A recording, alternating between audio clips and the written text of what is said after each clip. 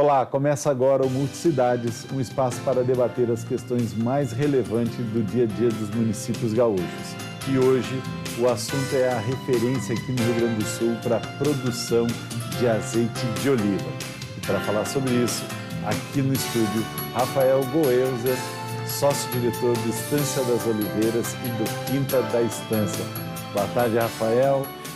Baita momento, né? Tu que já veio aqui no Poder RS, né? Já pôde participar online. Eu acompanho a trajetória de vocês há muito tempo, mas hoje a gente tem a oportunidade de mostrar qual é a diferença que vocês fizeram, não só para a cidade de Viamão, como para todo o Rio Grande que vocês estão fazendo e, obviamente, para o mundo, né? Porque hoje o azeite de vocês chegou quase que em todos os lugares. Conta para nós um pouco dessa trajetória. Que legal, Márcio. Uma satisfação estar aqui com vocês, estar com todos os telespectadores aí do Multicidades. Lindo estúdio, parabéns pela estrutura da Ubra TV, sempre revolucionando. Realmente, né? A gente começou há 20 anos atrás com um sonho do meu pai. Não era uma questão de montar um negócio comercialmente para vender azeites de oliva ou vencer todos os campeonatos mundiais. O objetivo dele era ter um azeite justo para nossa família colocar na mesa. Meu pai trabalhava com comércio exterior, viajava muito para fora do Brasil, experimentava azeites maravilhosos. Quando voltava para o Brasil, era uma decepção atrás da outra. Nós não tínhamos azeites de qualidade no Brasil e nem mesmo azeites produzidos ainda no Brasil. E ele pensou, olha, ao invés de eu reclamar, eu vou plantar as azeitonas aqui e eu vou produzir meu próprio azeite. Então ele foi exatamente com esse olhar empreendedor, né, de trazer saúde para a mesa da nossa família. Na época tinha poucas referências, então ele visitou alguns lagares e daí a gente entra no mundo dos azeites de oliva. O que é o lagar? Lagar é o local onde se extrai o azeite, assim como na vinícola tu produz o vinho, no lagar tu extrai azeite de oliva. E ele foi visitar vários lagares ao redor do mundo, pomares de oliveiras, para ver como é que esses caras produziam azeite e pegar pontos de inflexão. Quais são os pontos que esses caras fazem de diferencial para terem azeites maravilhosos? E ele começou a estudar a nossa região de Viamão, que não tinha absolutamente nenhuma tradição de plantio de oliveiras, ou não se sabia que tinha. E ele começou a estudar o terroir daquela região. O que é o terroir? É todas as questões relacionadas ao clima, índice de chuva, temperaturas predominantes, ventos, solo, tudo isso compõe um terroir. E ele começou a estudar se esse terroir ele tinha ou não a possibilidade do plantio de oliveiras. Nessa mesma época, a Embrapa estava iniciando um estudo no Brasil, escolhendo 15 unidades de pesquisa. E meu pai chegou para os caras da Embrapa e falou, eu dou área para vocês, equipe de trabalho, eu dou tudo de graça. Por favor, me coloque uma unidade aqui em Viamão. Na época, eles tinham feito um pré-mapeamento do Mapa Nacional dos Olivais. E a nossa região estava fora. E eles chegaram, não, a região de vocês está fora do Mapa Nacional dos Olivais, a gente está predominando a colocação desses pontos de pesquisa nesses locais. E meu pai foi insistente, mostrou todos os estudos que ele havia feito, justificou. Ele foi tão insistente que eu acho que os caras chegaram assim, tá, a gente vai colocar... Na época, colocaram cerca de 35 árvores, que é um percentual muito pequeno, um pomar muito pequeno. Meu pai colocou mais de 1.000 no risco total, e o pessoal achando que não daria certo, já que a gente estaria fora desse mapa dos olivais, né? E 5 anos depois do início dessa pesquisa, a gente foi um dos principais pontos que melhor teve desempenho no Brasil, nessa pesquisa da Embrapa, e se mudou o Mapa Nacional dos Olivais, a gente saiu do zero à esquerda para o altamente propício, né? E o mais legal que encanta nessa história, né, que eu pude acompanhar desde o início, fala para o alemão que não dá, né? Tu falou legal assim, foi enfático para não dizer teimoso, e assumir o risco, né? Baseado nos dados que ele tinha, e não foi do nada, né? Ele simplesmente fez um planejamento e apostou e, cara, deu certo. A partir daí a vida estava crescendo, vocês desenvolvendo junto com o Quinta da Estância, mas chegamos no primeiro prêmio, cara. Como que foi a primeira certificação que não era só para a família, mas ia ajudar muito mais cidades, muito mais famílias? Que legal. Bom, foi em 2019. 2019, a gente, ao longo dos anos, a gente ia produzindo cada ano mais azeite. O objetivo não era comercial, então o azeite a gente presenteava amigos, a gente usava na nossa própria casa. E daí, já estava faltando amigo, né, para presentear, porque a gente estava produzindo bastante azeite. E daí, em 2019, a gente lançou o nosso primeiro azeite no mercado. E o meu irmão, o André, que é o produtor de azeite, daí entra uma outra nomenclatura, né? Quem faz a cerveja, por exemplo, é o mestre cervejeiro. Quem produz azeite é o mestre lagareiro ou mestre de lagar. Ele fez o curso dele na Itália, de avaliador internacional de azeites e de mestre de lagar. A gente lançou em 2019 nosso primeiro azeite, ele achou espetacular, fez toda a análise. Só que estava faltando uma análise de um especialista mais consagrado. E a gente pensou assim, cara, como é que a gente vai fazer para contratar alguém? A gente foi ver custos inviável, a gente é muito pequeno. Olha, ao invés de contratar um avaliador internacional, por que a gente não começa a inscrever esses azeites nos prêmios internacionais, aonde esses avaliadores estão fazendo a avaliação? Genial. Porque daí a gente conseguiria, o objetivo não era ganhar medalhas ou prêmios, o objetivo era colocar o azeite à prova, e colocar o azeite à prova na mais alta régua que existia, que são os campeonatos mundiais homologados, que são campeonatos onde tem avaliações às cegas. O que é avaliação às cegas? Para os telespectadores entenderem. Não é que o cara está vendado, o avaliador, é que ele não tem informações relacionadas ao azeite, ele recebe o azeite, ele tem um código. É o azeite 52YH. E ele faz uma análise olfativa e gustativa do azeite e coloca pontuação. E no primeiro azeite que a gente fez, a gente já ganhou o Leone de Ouro, que é um campeonato italiano muito antigo, e foi surpreendente. A gente falou, opa, peraí, a gente tem algo muito diferente aqui. Além da capacidade técnica do meu irmão, do André, além da paixão do meu pai, a gente tem um terroir especial aqui na região específica da Estância Grande, que é uma região que está dentro do município de Viamão, entre Viamão e Gravataí. E nós começamos a colocar à prova esses azeites e conquistar premiações. Para te teres uma ideia, Márcio, hoje o azeite Estância das Oliveiras ele já conquistou mais de 150 premiações nos 5 continentes, nos principais campeonatos internacionais. Só o ano passado, a safra 2023, a gente conquistou 74 premiações e daí a gente se tornou o azeite mais premiado do Brasil no E-World Ranking, que é o ranking mundial dos azeites, e a 9ª marca de azeites mais premiada do mundo. Isso é incrível, o Brasil nunca teve nem no top 30 de mais premiados, a gente conseguiu colocar lá o Brasil na 9ª colocação. E detalhe, a gente está competindo nesses campeonatos com produtores que têm uma tradição de 300, 400, 500 anos produzindo azeite. Nós temos 20. Então isso é surpreendente, isso mostra o potencial do estado do Rio Grande do Sul e a qualidade dos azeites brasileiros e gaúchos. E o legal de tudo, tu falou, né? Safra 23, vocês foram testados, né? Com a chuva, com tudo. Vocês já tinham sido testados na pandemia. Também. Imagina, começou 2029, 2020, uma pandemia inteira. Para qualquer negócio que está sendo estruturado, é um baque. Mas o negócio de vocês, que era original, que é o Quinta, esse ficou sem evento nenhum. Não tinha como, né? No Fique em Casa, nas restrições, vocês tinham que administrar 2 momentos. O negócio que a família já tinha tradição, com o negócio novo crescendo e premiando. Como foi aquele momento e principalmente agora que vocês foram atingidos de frente com uma loja linda que foi totalmente, né, invadida pela água, e aquela água do gasômetro, né, na orla, para quem não é de Porto Alegre, o Embarcadeiro, procura lá, dá uma olhada, a loja lá ficou num lugar onde tinha correnteza, não foi só a água que subiu, foi realmente um estrago muito grande. Como vocês lidam com essas adversidades, sempre motivado? Nunca te vi abatido, nunca vi teus irmãos abatidos. E isso é já um legado para as novas gerações que estão vendo vocês na linha de frente. Mas, cara, como que foi literalmente o momento em que vocês tomaram esses embates, né? Tipo, vamos enfrentar e como enfrentar? Perfeito. Eu acho que uma das questões é a paixão pelo negócio. Eu acho que isso é um grande negócio, é uma grande motivador, é tu ser apaixonado pelo que tu faz, e a partir do momento que tu é apaixonado pelo que tu faz, tu tira forças da onde às vezes tu não consegue vislumbrar essas forças. Outra coisa é a capacidade técnica, ou seja, é tu ter formação para aquilo, é tu te aprofundar, é tu conhecer, buscar estudar, e a partir dali tu tem as ferramentas para que num caso desses de estresse sobre o negócio tu consiga criar soluções. Então lá atrás, quando a gente começou, a gente lançou o primeiro azeite em 2019, 2020 pandemia. 2020 foi o ano que a gente abriu a Estância das Oliveiras para o olivoturismo, que era exatamente o contato com o turista.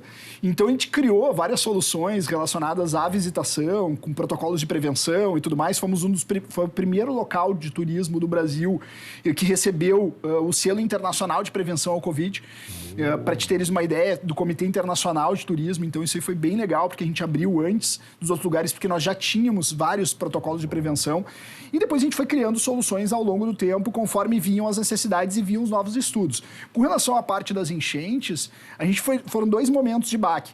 Um momento de baque, que foram as enchentes e as chuvas de setembro do ano passado, Em setembro do ano passado, a gente teve índices fortíssimos de chuva também no estado do Rio Grande do Sul como um todo. E ele é um período que ele é muito sensível para a olivicultura, porque é o período de floração, quando as árvores estão florindo. Então, quando há chuva, quando as árvores estão florindo e a polinização das oliveiras é pelo ar, é polinização cruzada, o pólen sai de uma árvore para outra através do ar, ele tem que estar seco, a flor tem que estar íntegra. Então, quando chove, as flores caem. Então, tu teve uma baixa produtividade. Ali já foi um baque.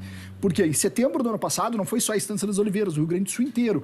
Há poucos dias atrás saiu o índice da colheita relacionada a essa floração de setembro, que é a colheita de 2024. Essa colheita ela caiu no estado do Rio Grande do Sul em 70%. Foi um baque gigantesco. Na Estância das Oliveiras tivemos uma queda um pouco menor, 60%. Então já deu um baque lá atrás.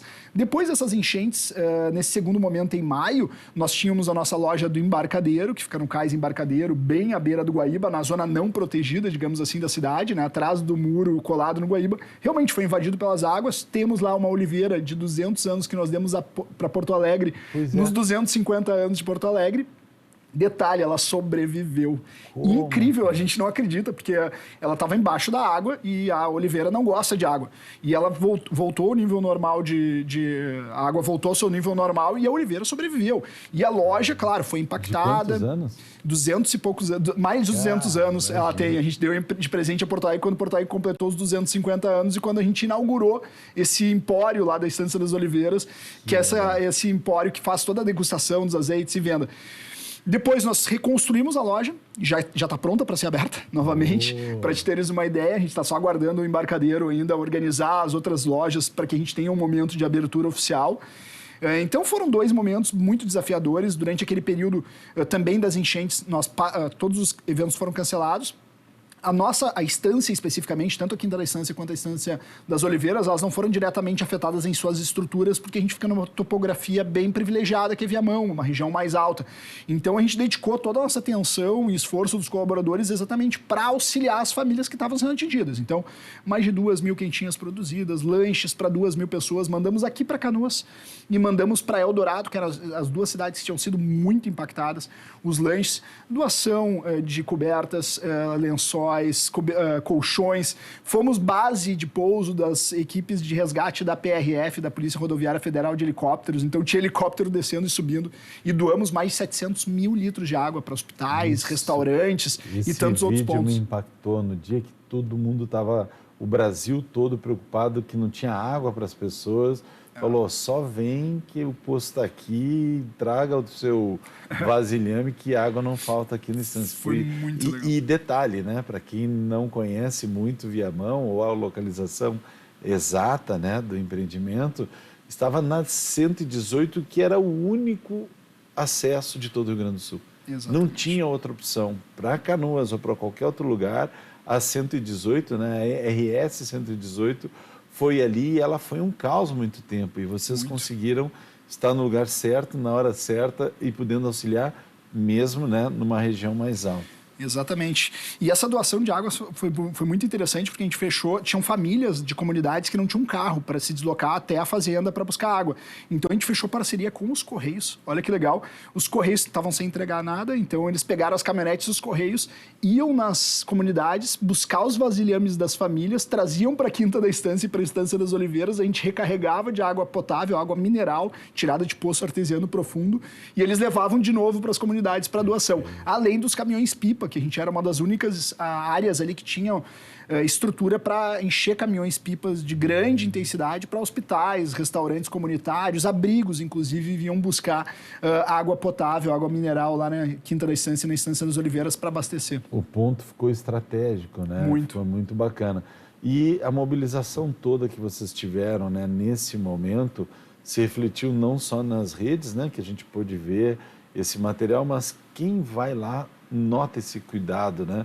Esses pilares, esses valores já tinham no negócio de vocês e no momento de crise aflora o que tem de melhor, né? Então, primeiro, parabéns, porque eu acompanhei, né? Pude olhar isso, como é que diz, ao vivo e just in time, no momento que estava acontecendo. E, Rafa, o que foi nesse momento que fez a diferença? Tu trabalhou em equipe, teve voluntário, como é que foi para operacionalizar isso tudo? Foi a equipe, né? A gente começou verificando se as equipes não tinham sido impactadas, as suas famílias, como elas moravam em todas a região de Viamão, não foram impactadas. Então, automaticamente, a gente conseguiu motivar eles para que a gente pudesse fazer a diferença lá na ponta, através do que a gente mais sabe fazer, que é exatamente essas questões relacionadas à água potável, porque nós temos água potável disponível. A gente estava sem água na região, sem luz na região, só que nós temos os geradores. A gente conseguiu trabalhar 24 horas por dia com os geradores exatamente para suprir essa necessidade. E depois as equipes se motivaram também para a reabertura, para as atividades de novo. Então agora a gente já está com todas as operações fluindo normalmente, com atividades tanto na Estância das Oliveiras para visitação vinculada ao olivoturismo, quanto os eventos da Quinta da Estância já estão normalizando as visitações naturalmente no Rio Grande do Sul. Claro que há um impacto direto econômico, porque muitas pessoas foram impactadas, né? A gente sabe disso, ainda aguarda-se um auxílio mais intenso federal com relação às empresas, às pessoas, até os governos que sofreram localmente, mas a gente está conseguindo fazer um trabalho amplo na Quinta da Estância e na Estância das Oliveiras exatamente para a retomada dessas atividades. A gente retomou logo depois e já estamos normalizados na parte das operações. Né? Bacana. A gente, passando esse período de crise, né? Tu falou, o pessoal está começando a retomar. Mas muita gente não conhece azeite, não conhece como escolher um azeite, como é que funciona isso, e se for muito longo, a gente tem o segundo bloco ainda, mas como é que uma pessoa que não convive, mas gosta do consumo, pode escolher o melhor? Com certeza. É um desafio, porque o azeite de oliva, para o pessoal ter uma ideia, existem mais de 3.000 variedades de azeitonas no mundo. A gente pode dividir elas de forma bem simplista em 3. Azeitonas de mesa, que são aquelas azeitonas em conserva, azeitonas para azeite de oliva, que são específicas para a produção do azeite de oliva, e azeitonas de dupla aptidão, que podem servir tanto para conserva quanto para azeite de oliva. Aí tem uma primeira questão, que é qual azeitona a gente mais gostaria no nosso paladar, que mais se adapta ao nosso paladar. Por isso que é importante a gente se aprofundar. Eu acho que no próximo bloco eu posso contar os segredos de como escolher um azeite de oliva de altíssima qualidade quando estiver na frente da gôndola do supermercado. Estou na frente da gôndola do supermercado. Quais são os itens, o que eu tenho que olhar para realmente saber se aquele azeite ele tem qualidade ou não tem? Bacana, a gente vai entrar nisso mais específico, mas fazendo uma análise, como é que funcionou quando vocês abriram um clube, né? Não era só abrir para visitação, montou um clube. De quem foi a ideia? Que é genial, porque faz com que a pessoa literalmente se engaje no negócio. Exatamente, né? As pessoas ligam às vezes, eu posso só fazer a reserva na Estância das Oliveiras. Tu tem que fazer parte do clube de membros, mas daí eu vou ter que pagar mensalidade? Não paga mensalidade. É muito simples, a gente criou o clube de membros porque a gente estava durante aquele período da pandemia, então nós tínhamos restrição relacionada ao número de pessoas que a gente poderia receber. Então, automaticamente, a gente criou essa ideia de criar uma confraria do azeite de oliva. E nós criamos esse formato via Instagram, então clica no link do Instagram, ali tu vai ver cadastre-se no clube de membros gratuitamente, tu vai fazer um cadastro de 1 minuto e tu vai receber o que a gente chama de cardápio de experiências do clube de membros, que são todas as atividades e datas que nós temos para que a gente possa realizar experiências vinculadas ao azeite de oliva. Então, são experiências das mais variadas possíveis. Piquenique gourmet no pôr do sol, almoços temáticos em homenagem a regiões produtoras de azeite, almoço grego, por exemplo, inclusive com quebra de pratos. O pessoal às vezes pergunta, tá, mas vai desperdiçar, vai quebrar prato? O prato ele é comprado da sociedade helênica, que é a sociedade grega, é uma cerimônia. Esse prato ele é feito de gesso, as pessoas escrevem tudo que elas não querem mais para sua vida naquele prato e fazem a quebra do prato para abrir os caminhos da prosperidade. E como ele é de gesso, depois a gente tritura esse prato e reutiliza ele no nosso olival, no pomar, para equilíbrio de solo. Então nada se perde, tudo se transforma, né? Temos também os almoços espanhol, português e também em homenagem ao Rio Grande do Sul, que é o churrasco em fogo de chão. Sempre com uma música legal no pôr do sol, violinista, saxofonista, ambientes maravilhosos e principalmente a degustação dos azeites premiados, né? Esse é o grande ponto ápice da visita. Alto. E o bacana é isso, tudo é pensado de maneira sustentável, de maneira organizada, e tu faz parte de um clube que ele, mais do que tudo, né, de cuidar da saúde, te educa, né, faz a pessoa engajar. E um ponto que tu não comentasse ainda é a questão do pôr do sol, né? Como que funciona, como é que vocês conseguem organizar um lugar onde, além de tudo, tem um pôr do sol absurdo de lindo e as pessoas ainda podem passar um tempo com a sua família, tipo, aprender sobre azeite, passar com a família e o que mais me impacta, o Honest Bar. O cara pode pegar e ele mesmo marca o que consumiu, não precisa nem de garçom te vistoriando. Com a tua honestidade, tu poder marcar isso aí foi genial. Muito legal. A gente pegou e trouxe algumas experiências que nós tivemos ao redor do mundo de coisas que a gente ficou apaixonado, assim, locais que a gente achou muito interessantes, experiências que a gente viveu. Então, o que a gente trouxe? A gente trouxe uma imersão no Olivoturismo, primeira coisa, que é exatamente municiar. Qual era a nossa ideia quando a gente abriu para o Olivoturismo? Não era só trabalhar o turismo, era trabalhar exatamente as informações necessárias para aquele consumidor poder escolher o melhor azeite. Então, ali tu tem um tour completo que tu passa nos olivais, na degustação, no lagar, onde a gente faz a extração dos azeites para te saber todo o processo, e depois tu faz a degustação orientada. No pôr do sol é algo incrível, né? A gente tem ali... O Rio Grande do Sul tem paisagens maravilhosas, e uma dessas paisagens maravilhosas, com certeza, fica em Viamão, ali na Estância Grande, que é essa paisagem que dá o pôr do sol pros olivais. É lindíssimo. Além disso, a questão do Honest Bar foi uma ideia nossa de confiar no nosso cliente. Então, o Honest Bar é exatamente isso, bar da honestidade. O que acontece? Tu não precisa de garçom, tu vai lá no bar e tu pega um espumante, um champanhe, inclusive marcas de champanhe, cerveja, refrigerante, e tu mesmo marca na tua comanda sem ter supervisão de câmera ou garçom. Não precisa chamar o garçom, tu pode ir lá como se estivesse na tua casa, como se estivesse em casa, te servir da bebida que tu quiser, sentar na mesa com a tua família, com teus amigos e confraternizar num ambiente maravilhoso. Parece a Toscana no Rio Grande do Sul. Literalmente, eu me sinto no primeiro mundo sempre lá. A gente vai entrar mais detalhe agora nesse mundo, mas rapidamente a gente vai fazer um intervalo no Multicidades. Fique com a gente e já retornamos com o Estância das Oliveiras.